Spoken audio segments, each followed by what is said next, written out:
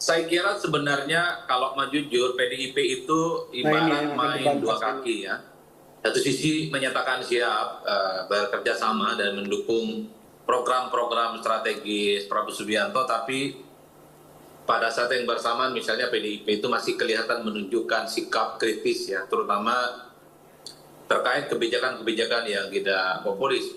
Salah satunya misalnya soal IKN yang per hari ini masih belum jelas ya apakah akan pindah, apakah akan ada progress report dan seterusnya dan seterusnya. Ini tentu tidak terlepas dari bagaimana PDIP itu memiliki hubungan politik yang baik dengan Prabowo Subianto, karena sekalipun sering berhadapan-hadapan dalam Pilpres sejak 2014, tapi secara personal politik, secara kompetisi politik, PDIP itu memiliki hubungan yang relatif baik sebenarnya dengan Prabowo dan Gerindra. Jadi tidak mengherankan kalau kemudian di 2024 setelah PDIP kalah di Pilpres misalnya, PDIP itu menyatakan dukungan politiknya secara terbuka. Meski harus diakui, sekalipun tidak ada kader yang kemudian menjadi menterinya Prabowo, tapi secara substansi politik PDIP dan Gerindra itu sudah memiliki hubungan politik yang baik-baik saja. Itu terbukti misalnya karena Undang-Undang MD3 tak lagi ada revisi yang itu menyebabkan kader terbaik PDIP hari ini, Mbak Puan Maharani, jadi ketua DPR.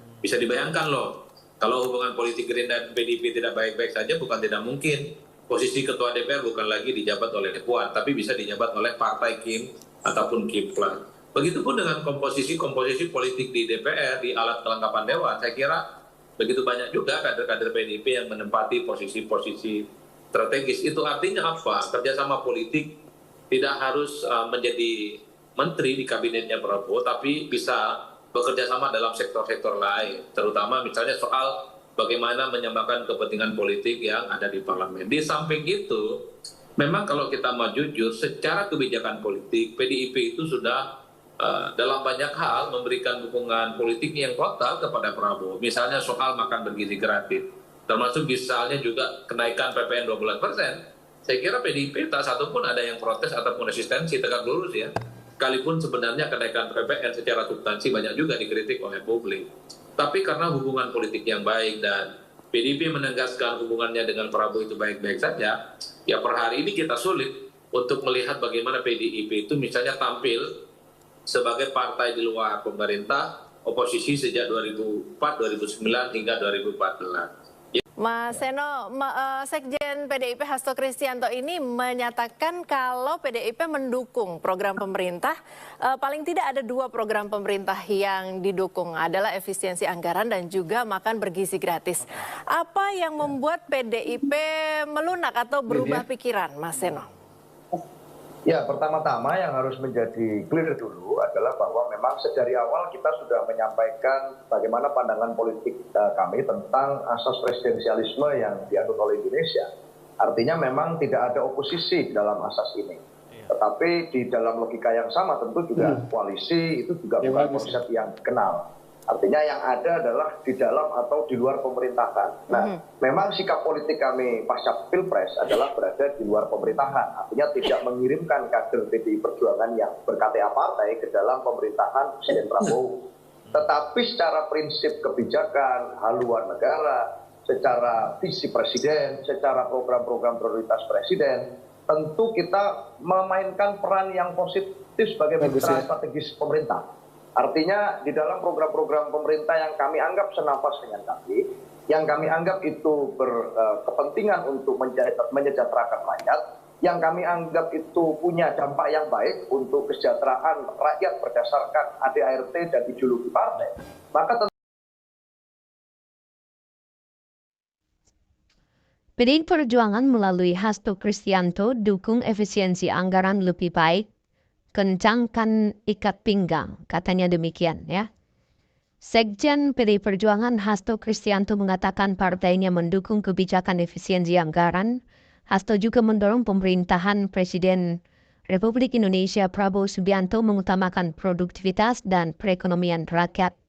Hal itu disampaikan Hasto di Sekolah Partai PDI Perjuangan, Lenteng Agung, Rabu, 12 Februari 2025. Hasto mulanya menjelaskan para pendiri bangsa yang tidak memikirkan anggaran saat Indonesia merdeka. Tadi kami tunjukkan bahwa pendiri bangsa kita itu ketika merencanakan Indonesia merdeka tidak berbicara tentang berapa anggarannya dulu. Ketika membebaskan Irian Barat, ketika kita membantu negara-negara Asia Afrika untuk merdeka, kita tidak berbicara anggaran dulu. Kita berbicara suatu ide-ide besar tentang bagaimana Indonesia itu bisa berdaulat, berdikari, dan berkebudayaan dengan cara-cara kita. Hasto mengatakan PDI Perjuangan selalu mengajarkan demokrasi dan kedaulatan rakyat kepada kadernya. Menurutnya suara rakyat ingin agar efisiensi serta akuntabilitas anggaran dapat dilakukan. Atas dasar itu pihaknya pun mendukung kebijakan efisiensi anggaran. Kami membangun partai ini disertai dengan suatu ide tentang demokrasi, ide tentang kedaulatan rakyat, tentang suara arus bawah, sehingga terkait dengan kebijakan untuk melakukan rasionalisasi, anggaran itu suatu hal yang berkaitan efisiensi, akuntabilitas, sehingga kita memberikan dukungan atas kebijakan itu, kata Hasto Kristianto. Hasto juga mengatakan kondisi geopolitik dunia turut berdampak pada perekonomian Indonesia. Dia mengatakan bahwa upaya untuk mengencangkan ikat pinggang atau efisiensi anggaran dan meningkatkan ekonomi di dalam negeri perlu dilakukan. Jadi memang ini situasi tidak mudah. Ada pertarungan geopolitik. Ekspektasi dunia untuk tumbuh dan berkembang juga masih menghadapi berbagai tantangan-tantangan global yang tidak mudah. Maka lebih baik kita mengencangkan ikat pinggang dan kemudian mendorong kemampuan kita untuk berdikari. Hasto juga berharap dengan adanya efisiensi anggaran, Presiden Prabowo Subianto dapat memprioritaskan program dan kebijakan yang berpihak kepada rakyat. Menurut Hasto, PDI Perjuangan juga mengajarkan agar kepala daerah dari kader PDI Perjuangan mengutamakan program rakyat. Tentu saja skala prioritas agar sektor-sektor produktif untuk rakyat itu dikedepankan. Sehingga yang didorong, kami meyakini Presiden Prabowo Subianto juga akan mendorong kebijakan perekonomian rakyat. Ini yang juga kami ajarkan kepada kepala daerah kami dari PDI Perjuangan, misalnya dari Kota Surabaya siap memberikan dukungan terkait dengan kebijakan makan gratis, tetapi kemudian juga bagaimana UMKM untuk warung-warung rakyat itu juga misalnya dapat ikut berkontribusi.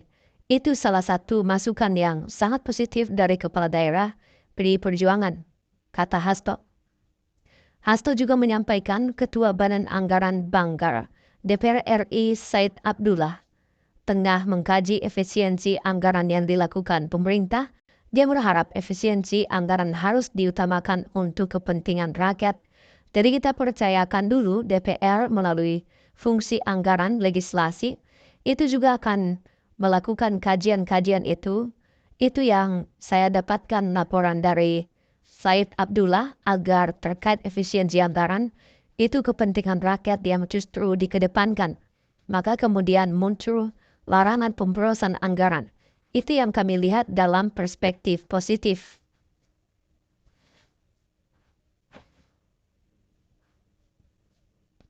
Hasto, Kepala Daerah PDI Perjuangan dukung kebijakan efisiensi negara.